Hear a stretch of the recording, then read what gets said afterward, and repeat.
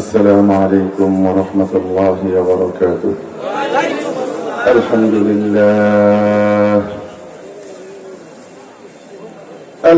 لله وكفى وسلام على عباده الذين اصطفى.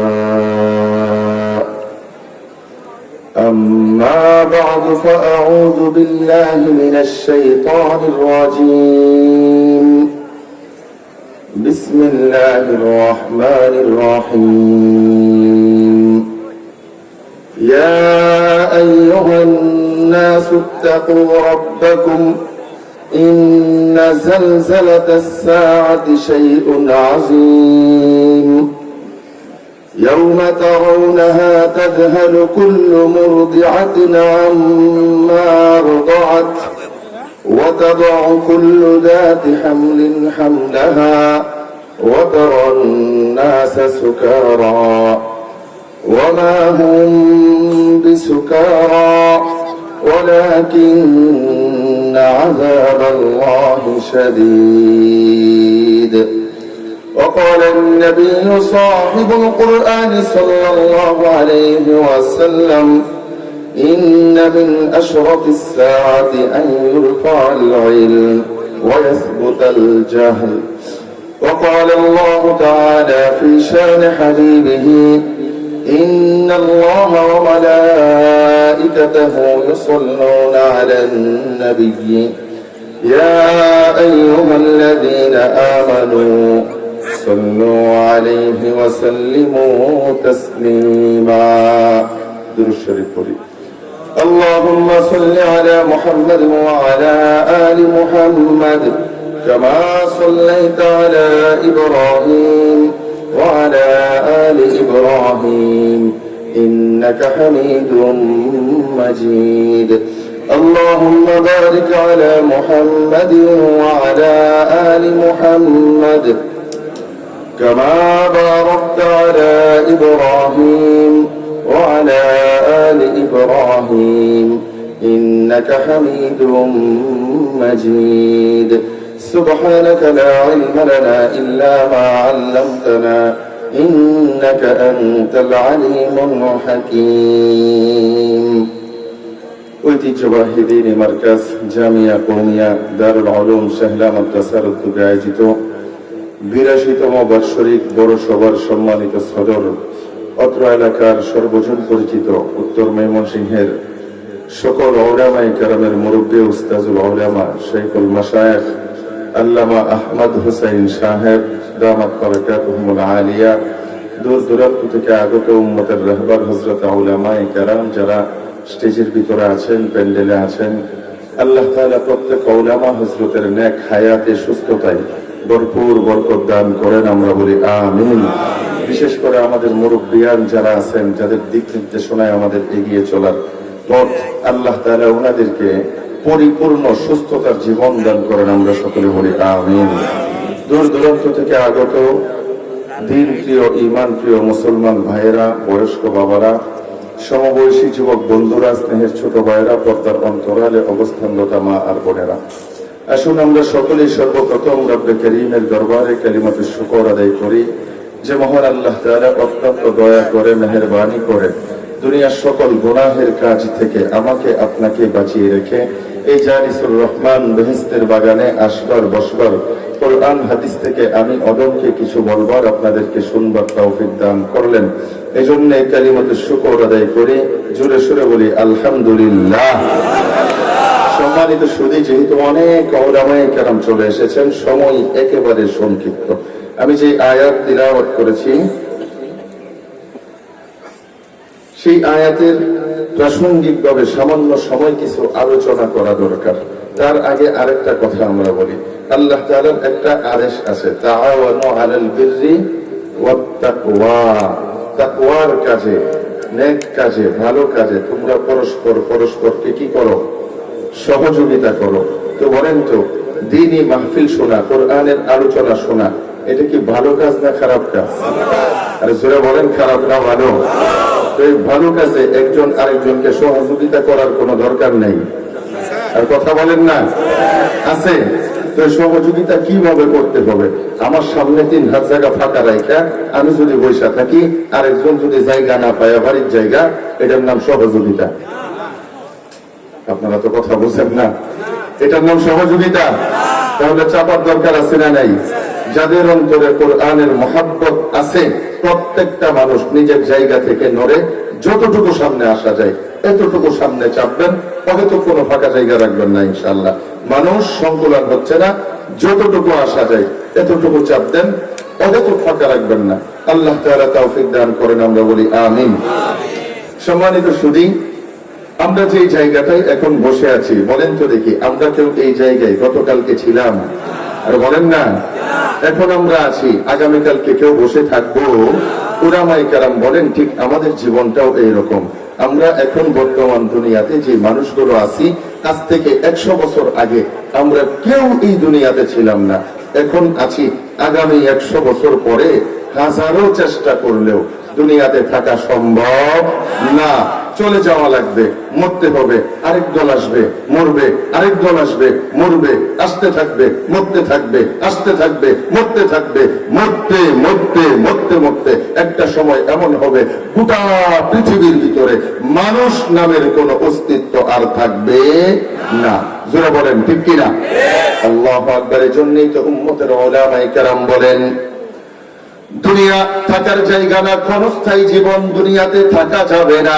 এমনকি শুধু মানুষই মরবে বিষয়টা এমন না, মানুষ ছাড়াও দুনিয়াতে যত প্রাণী আছে, আল্লাহ বলেন কুল্লু নাফসিন যায়িকাতুল মাউত। আল্লাহ তাআলা বলেন যার ভিতরে আত্মা আছে, জান আছে, প্রাণ আছে, তাকেই মৃত্যুর স্বাদ গ্রহণ করা লাগবে। আল্লাহ বলে না না রে আমার বান্দা, শুধু জানওয়ালা প্রাণওয়ালারাই মরবে, বিষয়টা এইরকম না। জান নাই, প্রাণ নাই, জড় পদার্থ নড়ে না, চড়ে না, খায় না, দেয় না, এগুলোরও মরণ আছে, ধ্বংস আছে। আল্লাহ বলেন কুল্লু শাইইন হালিকুন। আল্লাহ বলেন পৃথিবীর প্রত্যেকটা বস্তু ধ্বংসশীল। ঠিক কিনা জোরে বলেন না কেন? প্রত্যেকটা জিনিস ধ্বংস হবে। এই জমিন ধ্বংস হবে, আসমান ধ্বংস হবে, চন্দ্র ধ্বংস হবে, সূর্য ধ্বংস হবে, সব কিছু ধ্বংস হয়ে যাবে। কিসের মাধ্যমে? কিসের মাধ্যমে? উম্মতের উলামায়ে কেরাম বলেন কিয়ামতের মাধ্যমে, কিয়ামতের ভয়াবহতার মাধ্যমে আল্লাহ তাআলা গোটা পৃথিবীটাকে ধ্বংস করে দিবেন। উম্মতের উলামায়ে কেরাম বলেন এই জমিন ফেটে চৌচির হয়ে যাবে, পানিগুলো বাতাসের ভিতর ভাসতে থাকবে, পাহাড়গুলো তোলার মতো উঠতে থাকবে, চন্দ্র সূর্য খসে খসে পড়তে থাকবে। কিসের মাধ্যমে? কিয়ামতের মাধ্যমে। কিয়ামতের মাধ্যমে। এই কিয়ামতের বিশ্বাস আমাদের ভিতরে আছে না নাই? যারা বলেন কিয়ামতের বিশ্বাস মিনাল ঈমান, এটা ঈমানের গুরুত্বপূর্ণ অংশ। এই জন্যই ঈমানদার যারা, কিয়ামতে বিশ্বাসী তারা, কিয়ামত হবেই হবে, হবেই হবে। একটা প্রশ্ন হলো কবে হবে? ঠিক কিনা জোরে বলেন? কিয়ামত হবে, এতে কোনো সন্দেহ নাই। প্রশ্ন হলো কিয়ামত যে হবে, কবে হবে? এই জন্যই তো সাহাবায়ে কেরাম আল্লাহর পয়গম্বরকে জিজ্ঞেস করেন, ইয়া রাসূলুল্লাহ আখবিরনি আনিস সাআ। ও আল্লাহর পয়গম্বর, বারবার বলেন কিয়ামত হবে, আমাদেরকে কিয়ামত সম্পর্কে বলুন। মাতাস সাআ, কিয়ামত কবে হবে? এজন্য হাদিসে জিবরাইল খুলে দেখেন, আল্লাহর ফেরেশতা হযরত জিবরাইল আলাইহিস সালাম আসতেন, আয়েশা জিজ্ঞেস করেন, ইয়া মুহাম্মদ আখবিরনি আনিস সাআ। ও মুহাম্মদ সাল্লাল্লাহু আলাইহি ওয়াসাল্লাম, আমাকে কিয়ামত সম্পর্কে বলুন, কিয়ামত কবে হবে? আল্লাহর পয়গম্বর উত্তর দেয়, মাল মাসউলু আনহা বিআলামা মিনাস সাইল। এ ভাই জিবরাইল, তুমি যে আমারে জিজ্ঞেস করলা, আমি তোমার চাইতে এই ব্যাপারে বেশি জানি না। উম্মতের মুহাদ্দিসিনে কেরাম বলেন এর সহজ ব্যাখ্যা হলো কিয়ামত কবে হবে তুমিও জানো না, আমিও জানি না। কেন কেন কিয়ামত কবে হবে কেউ জানে না, কেউ জানে না। কেন জানে না? উম্মতের উলামায়ে কেরাম বলেন কারণ এই কিয়ামতের ইলম এইটা আমার আল্লাহর ব্যক্তিগত ইলম, আল্লাহ তাআলার প্রাইভেট প্রপার্টি। এইটা কারো সঙ্গে ভাগ করা যায় না, শেয়ার করা যায় না, জানানো যায় না। এই ইলম কাউকে দেওয়া যায় না, ফেরেশতাদেরকে দেওয়া যায় না, নবীদেরকে দেওয়া যায় না, ওলি গাউস কুতুব পীর মাশায়েখ আলেম উলামা মুফতি মুহাদ্দিস মুফাসসিরদেরকে দেওয়া যায় না। এটা আমার আল্লাহর ব্যক্তিগত ইলম। এইজন্য আল্লাহর পয়গম্বর বলেন মাল মাসউলু আনহা বিআলাম মিনাস সাইল। এটা প্রশ্নকারীর চাইতে প্রশ্নকৃত ব্যক্তি বেশি জানে না। তুমিও জানো না, আমিও জানি না। এইজন্যই আল্লাহর পয়গম্বর সাল্লাল্লাহু আলাইহি ওয়াসাল্লামের হাদিস আছে 5টা ইলম এটা আল্লাহর ব্যক্তিগত সম্পদ, কাউকে জানান না। 5টা বিষয় আল্লাহ নিজের কাছে রেখে দিয়েছেন। ওয়ান আবি হুরায়রা রাদিয়াল্লাহু তাআলা আনহু قال قال رسول الله صلى الله عليه وسلم خمس لا يعلمهن الا الله। আল্লাহর পয়গম্বর বলেন এ দুনিয়ার আমার উম্মতেরা 5টা বিষয় এমন আছে যা আল্লাহ ছাড়া আর কেউ জানে না।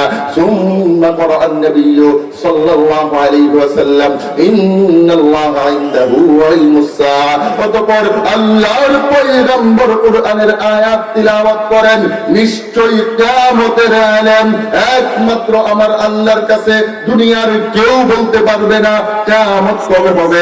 এইটা আমার আল্লাহর ব্যক্তিগত ইলম। নবীরাও জানে না, ফেরেশতারাও জানে না, শুধু বাংলাদেশের বিজ্ঞানীরা জানে। কথা বলেন না কেন? আমরা কেমন মুসলমান, কত বড় জাহেল, কত বড় মূর্খ মুসলমান আমরা বিজ্ঞানীদের কথায় কিয়ামত বিশ্বাস করি। রাসূল বলে আমিও জানি না, এ ভাই জিবরাইল তুমিও জানো না। যেই জিনিস আল্লাহ তার রাসূলকে জানায় নাই ওইটা বিজ্ঞানীদের কথাই বিশ্বাস করছি।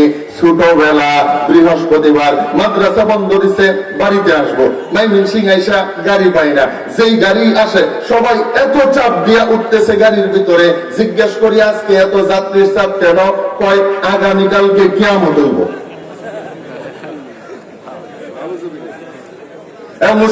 মুসলমানরা বলতেছে কয় আগামীকাল কিয়ামত হবে। বিজ্ঞানীরা বলছে গ্রহ 2টা কাছাকাছি হয়ে গেছে, ধাক্কা লাগবে, কালকে কিয়ামত হবে। এই জন্য অফিস ছুটি নিয়ে সব বন্ধ দিয়া মুসলমানের বাচ্চারা বাড়িতে চলে আসছে। গরু মুরগি জবাই কইরা খায়া দায়া জড়ায়া কান্নাকাটি কইরা মাপ ছায়া শুক্রবারে বয়ে রয়েছে কিয়ামত হইব। কইছে? আরে বলেন না, এইটা কি শুধু আমিই দেখছি না আপনারাও দেখছেন? দেখি কে কে দেখছেন? 2জন হলেই যথেষ্ট, শরীয়তের সাক্ষী 2জন যথেষ্ট। আল্লাহু আকবার। তাহলে আমরা বিজ্ঞানের কথা বিশ্বাস করে ঢাকা থেকে ছুটি নিয়ে আইসা কিয়ামতের প্রস্তুতি নিয়ে বসে রয়েছি। অথচ আল্লাহ বলতেছেন ইন্নাল্লাহা ইনদাহু ইলমুস সাআ। নিশ্চয়ই কিয়ামতের ইলম এইটা জানেন একমাত্র আমার আল্লাহ, দুনিয়ার কেউ জানে না। 2 নম্বর ওয়া ইউনাজ্জিলুল গায়স। কখন কোথায় কি পরিমাণ বৃষ্টি হবে জানেন কে? আরে জোরে বলেন না। আপনারা এইদিকে নাই, আমার দিকে আছেন। আল্লাহু আকবার। তাহলে বলেন তো দেখি কখন কোথায় কি বৃষ্টি হবে এটা জানেন কে? আর কেউ জানেনি। আমাদের আবহাওয়া অধিদপ্তর আবহাওয়াবিদেরা তারা তো অগ্রিম বৃষ্টির খবর দেয়া দেয়। কি বলে অমুক দিন অমুক এলাকায় এই পরিমাণ বৃষ্টি হতে। আরে যারা বলেন না কেন হবেই এই কথা বলতে পারে না।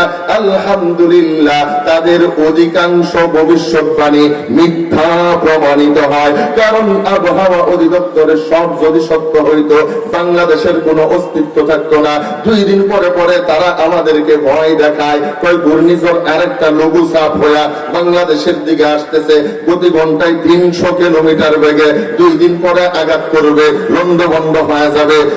লস হয়ে যাবে, আমাদেরকে ভয় দেখাইতে থাকে। আর 100 কিলো, 50 কিলো, 20 কিলো শেষ রাত্রে আঘাত করবে। আমরা শুই না ঘুমাইলাম, শেষ রাত্রে আঘাত করবে। ঘুমের থেকে উইটা শুনি এই দেশের মাদ্রাসাগুলার ছোট ছোট বাচ্চাদের কুরআন তিলাওয়াতের বরকতে আল্লাহ তাআলা ওই সকল আবহাওয়াবিদদের ভবিষ্যৎবাণী মিথ্যা প্রমাণিত কইরা ওই ঘূর্ণিঝড়কে ঘুরায়া দিয়া কুরআন ওয়ালাদের দেশ বাঁচায়া গরুর গোবর খাওয়াদের দেশে গিয়া আঘাত লাগাইছে।